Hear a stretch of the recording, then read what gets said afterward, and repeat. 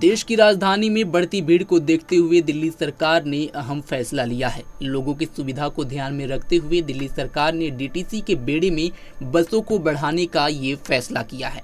दिल्ली में नए इलेक्ट्रिक बसों की उपलब्धता को बढ़ाने और उनके इंडक्शन में तेजी लाने के लिए परिवहन मंत्री डॉक्टर पंकज कुमार सिंह ने शुक्रवार को एक उच्च स्तरीय समीक्षा बैठक की। इसमें ट्रांसपोर्ट कमिश्नर और डीटीसी के सीएमडी के अलावा PMI, electromobility, switch mobility, JBM जैसी प्रमुख बस कंपनियों के प्रतिनिधि भी मौजूद रहे।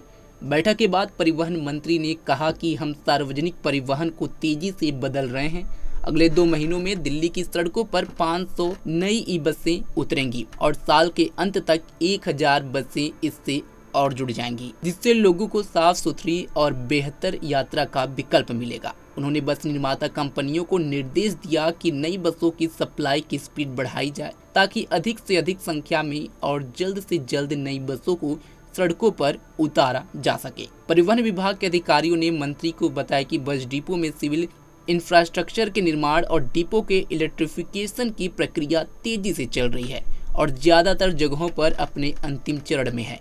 पंकज सिंह ने बस कंसेशनर्स को स्पष्ट निर्देश दिए हैं कि वे सभी प्रमुख बस डिपोज में ईवी चार्जिंग सिस्टम का इंस्टॉलेशन सुनिश्चित करें ताकि बसों का समयबद्ध और कुशल संचालन किया जा सके।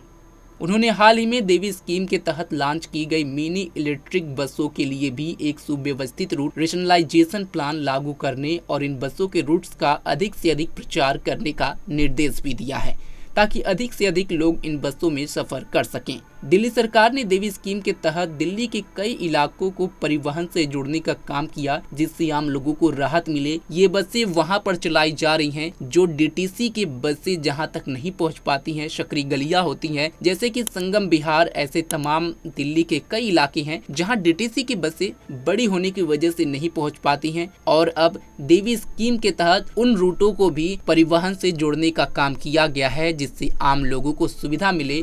और सरकार के स्कीम के तहत और एक मकसद है कि आम लोग दिल्ली सरकार के इस स्कीम से जुड़े और परिवहन का भी इस्तेमाल करें जो आम जनता के लिए है। दिल्ली की सड़कों पर जिस तरह से बोझ बढ़ रहा है, पॉपुलेशन बढ़ रहा है और सड़कों पर लाखों की संख्या में गाड़ियां मौजूद हैं, कहीं न कहीं अब सरकार आम परिवहन पर ध्यान देते हुए ये निर्णय ली है और इसी को ध्यान में रखते हुए डीटीसी के बेड़े में अब ज़्यादा से ज़्यादा बसों की संख्या बढ़ाने के भी निर्देश दिए गए हैं, जो इस साल के अंत तक 1000 लगभग नई बसें और जुड़ जाएंगी।